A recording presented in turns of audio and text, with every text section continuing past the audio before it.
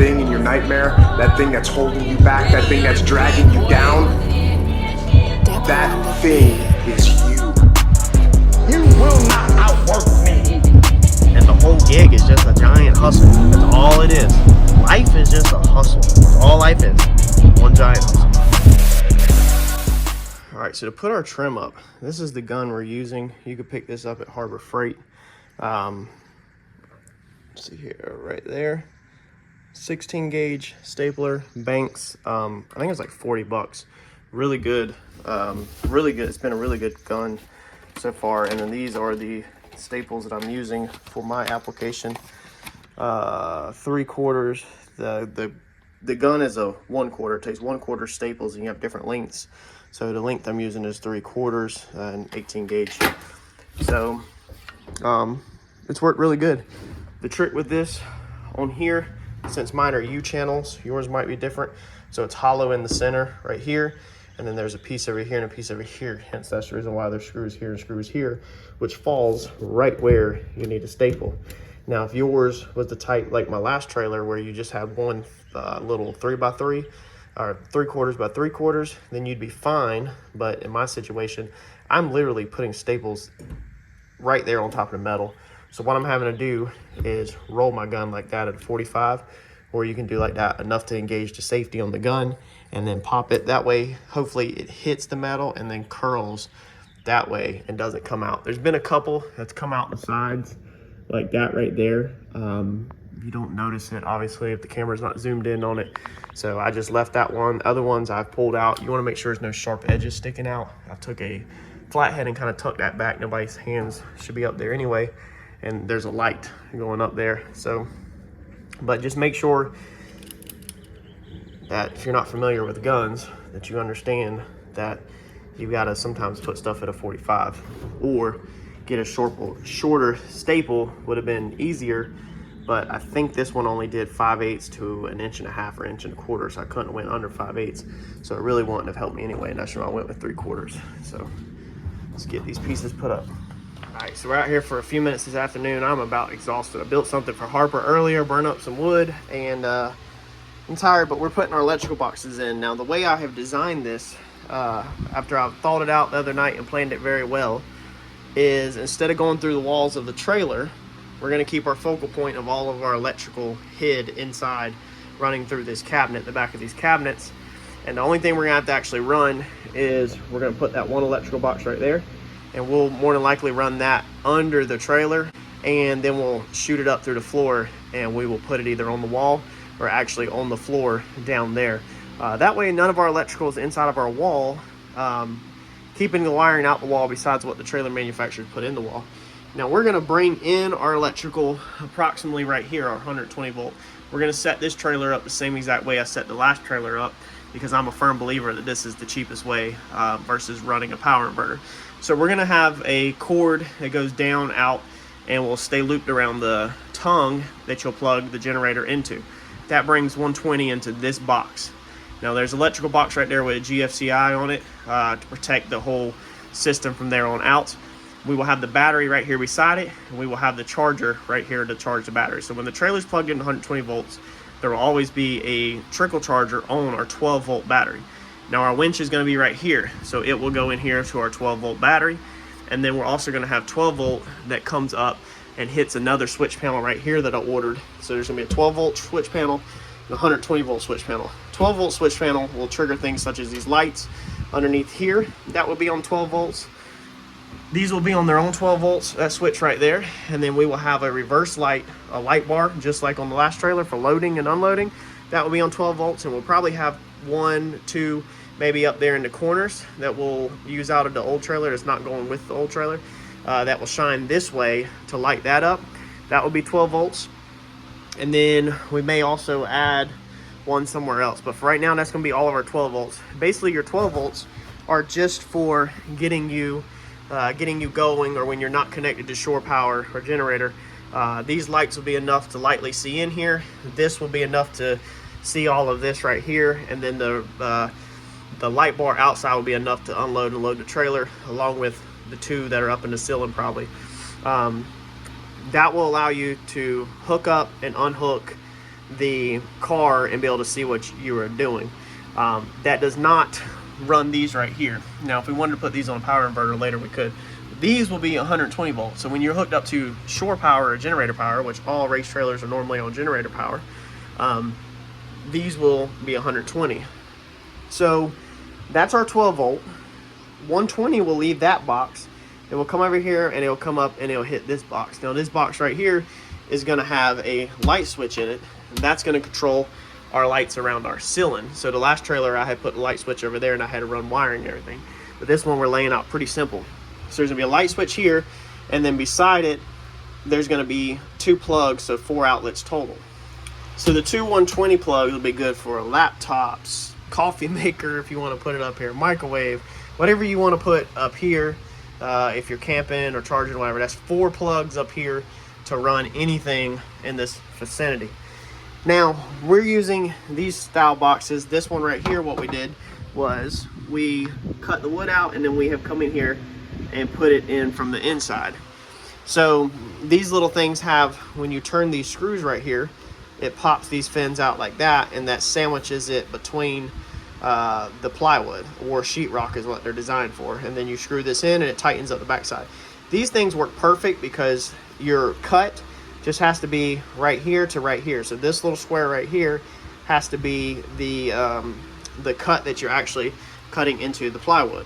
Now the other option style box you have is this one right here. That is the same thing. You'll cut this square out right there and you'll put it in, and then you'll have to put screws through this side. Now I would changed up my plan a ton when I was at Lowe's, and I was going to use this box, and then I changed to them, and for some reason I forgot to swap this one out, or maybe Harper switched them up. She was messing with a bunch of boxes as I was trying to figure everything out. But either way, these are 2 boxes we have, so we're going to just roll with it. I like this one because there's no screws required. Make your cut, tighten them things up, and you're done. And that flush mounts it to the wall like that. Okay, so that flush mounts it so that when we put our receptacle cover over it, it will be flush mounted. This one right here, we're going to have to put screws in from the inside going outwards. That means that you have to have screws less than 1/2 inch so they don't poke out the other side. And then you got to get in there and put them screws in. Not a big fan of this one. This is what I originally, like I said, grabbed, but I changed it up. But that's what we have, so we'll probably go ahead and use it. Now out here we're going to reverse these lights. So currently, let me cut this fan off in case there's a lot of noise. So currently we have the plug over there from the other night because we were going to put the light switches on this wall before I sat here and really thought everything out and planned it. So the power comes in and it literally just jumps from light to light. These are the linkable Harbor Freight ones, and then we're going to jump across like we talked about and go over there and plug it in, keep on getting it. We bought the other one today. But now we're going to flip them 360, basically change of plan. So we're going to keep these in the same location, but we're going to have to flip them 180 so the voltage flows this way instead of the other way. So we're going to have one here. It's going to get plugged into a box up there. So we're going to put a box up here that has 2 plugs in it right here. Okay, and we're going to plug our first light into here, and then it's going to hit our light, and then we will plug that light into this light, and then we will go the other direction with our cord across the top, electrical box over there. We'll plug that light in, that light in, that light in. So first you get it. So the lights will stay the same. It's just they're going to be flipped because right now the male plugs are on this side and we need the male plugs on that side so it can flow like that. And then that last one is just going to dead in and there won't be nothing on it. Now what that will do is that will create us a plug that looks like this right here on the end of the light. Okay, just a regular open plug, and that's going to be down here right above our toolbox. You see what I'm saying? So that's going to work out perfect because now right above our toolbox we'll have an electrical plug up here where if we want to plug in a battery charger or another or anything really, we have a plug that we can hit right there down here to our blue roll around toolbox for whatever we might need to go on over there. So that's going to put us a electrical plug over there, which is really nice. This gives you a lot of options, but with very ease, because we're not running electrical through this trailer. It's running through the lights to catch him back this side. Now we're also going to throw us a box in down here, like traditional, probably towards the back or so, and we'll have 120 volt there, and that will be also a single 2 outlets. So you'll have that option there, and then you'll also still have one up there because you'll only have one plugged in, so you'll have, you know, one available right there. And if the car is backed in, then you can always leave the battery in the trunk on a trickle charger and plug it in right there and come in here and be charging the car and charging that when it's on shore power. So lots of options, and I think this is a very smart way to lay a trailer out. We'll come over here and we will have 4 plugs right there. Now, I'm not sure if that's going to be on the wall this way or on a 45, because we are going to build 45 end caps, or in flat in the floor. When you have to think about flat in the floor is that if it does start raining and you're up on the starting line or whatever and rain's blowing in like this, then rain could be going into your outlets with it being that close to the thing. So on the wall would be amazing, but not sure if I'll do that. I'll probably actually end up putting it on the 45, and I'll show you whenever we get there to that. So that's what I'm working on right now. I'm gonna get all this stuff wired up, and then I'll show you whenever it's done. To make these cuts, all I simply do is you take your box and you put it on your surface like this, where you want it at. Find the direction that you want it up and down, make sure it's square. Draw your line there, draw your line on the sides, you know, everywhere. Take it off, connect your dots, because you don't cut these tabs, you cut on this line right here. And then you'll take what I've always called a fine saw. I call it that because that's just what I was referred to in the flooring business when I did hardwood flooring for a living. I think that's because the brand of the tool we used to use was F-E-I-N, I think is how you spell it, or F-I-E-N, fiend saw or fine saw. But this makes fine little cuts, and this little blade zigzags back and forth.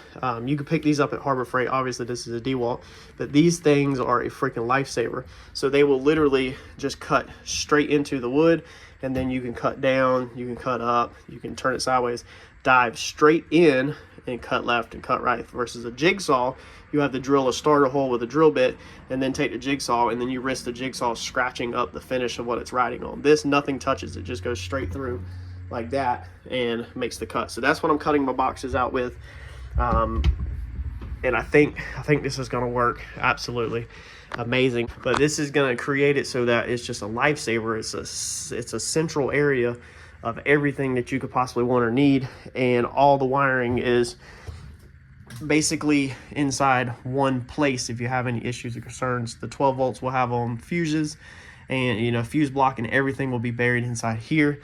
Just keep in mind that when you do your electrical in here, you want to keep it nice and neat and protected from throwing stuff in the cabinet. So obviously our wiring will go up across the top and be tucked nice and neat out the way. So I'm going to finish cutting these holes and get these boxes in, and then we are going to we're gonna wire this thing up see what wires we got, what we need to buy. All right, now this is a DIY build, so I have got an assortment of Romex and 2-wire, 2-conductor wire that come off of, I think, my paint booth.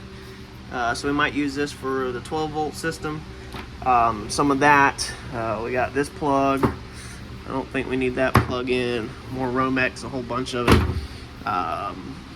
We've got heavy duty stuff, real heavy duty stuff for like 220, 240. We've got 12-volt stuff in there. I think this is going to be the wire maybe that we use to bring the power into. I don't know. We might actually, that looks a little small. We might actually go grab, what is that, 16? We'll probably go grab thicker stuff to actually bring it in, because it's such a little pigtail that we need. I'll probably get something really thick to bring it in off the generator. And then we've got all this stuff, which is a bunch of real heavy duty stuff. This has the protective shielding on it, but this stuff's expensive, so I try not to use it because it's good for like at the shop. And we got this heavy duty stuff, which is like for 220, 240 that we have our welder on at the shop. So this is my man collection. All of us guys save a lot of stuff. This stuff's expensive, man. I don't know how much money in wiring just these little pieces are right here, but wiring is expensive. So I'm gonna burn up what I've got, some of this stuff at every purpose. I don't throw away any wiring if I pull it out of anything.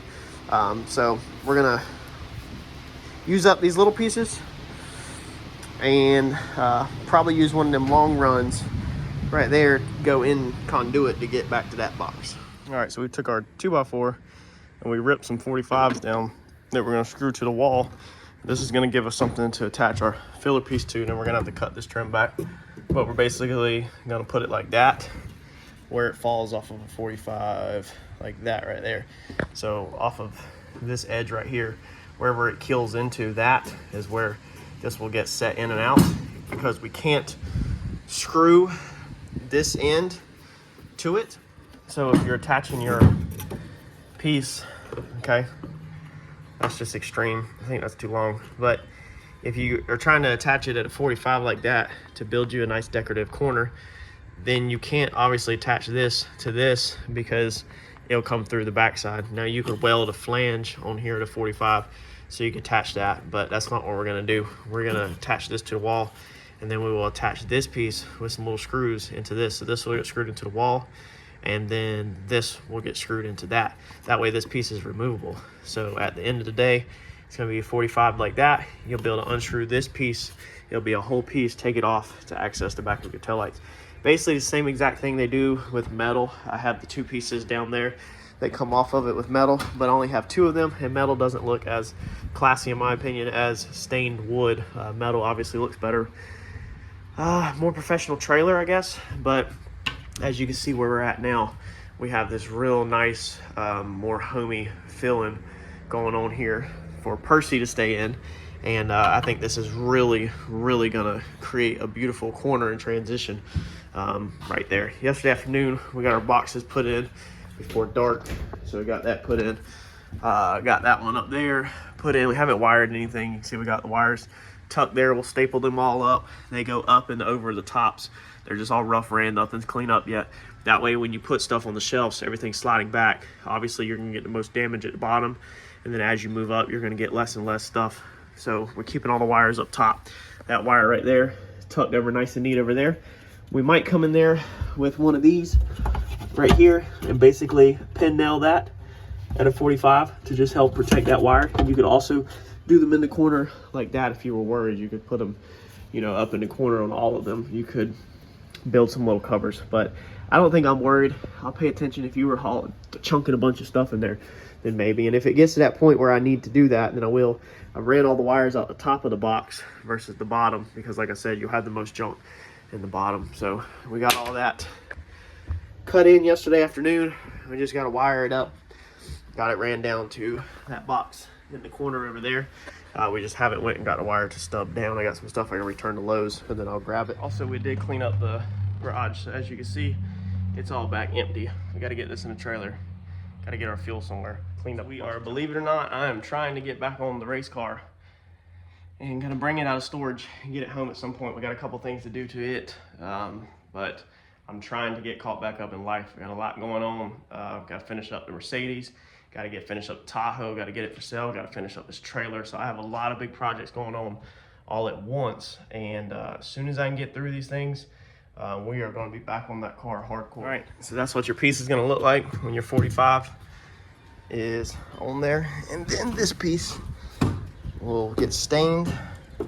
It's been notched around the trim down at the bottom. The trim right there's been cut back. And there's how that filler piece will look. And of course it will pull up all nice and tight, and it will finish out that corner and match that black right there. So man, this is going to look beautiful. These pieces in the ceiling, it's pretty nasty. This is extremely tacky looking. All the bugs, which that screen's tore up, really needs to be replaced. But yellow, I mean, it just, when plastic's yellow like that, it just makes it look super outdated. So we're painting it with the hammer tone paint. The same thing, we just went ahead and did this little switch right here. The perimeter of it, you know, it gives it that texture. Helps hide any imperfections. This screen's in good shape, it's just dirty, it needs to be cleaned up. So we're literally just doing Scotch-Brite over the edges, just scuffing it down to clean it up, get the trash off of it, and then hitting it with a little rattle can. All right, so we got our end caps put in, and man, them things turned out looking good. That caps the end off, and then we just got little screws in there where you can take them out if you want to. And what I did on the screws was I actually took a little bit of black touch-up paint from the car, and I just dabbed them black so they don't really stick out like a sore thumb, because when I first put them in there, they were sticking out like a sore thumb. I guess you can buy black screws or use black sheetrock screws or something, but I didn't have any. And I think I layered that on a little thicker than these, because you can see the shade is a little darker, or they just absorbed it a little better. Got all of our switches right here wired in, so it's not done. Still got to wire that box down there and go buy some cord to get outside of the trailer, but making progress. Now, the one thing that I'm more excited about than anything, I think, is this right here. So I don't know if y'all know what this is, but check out what we just did with it. So this is the 5-drawer side tray.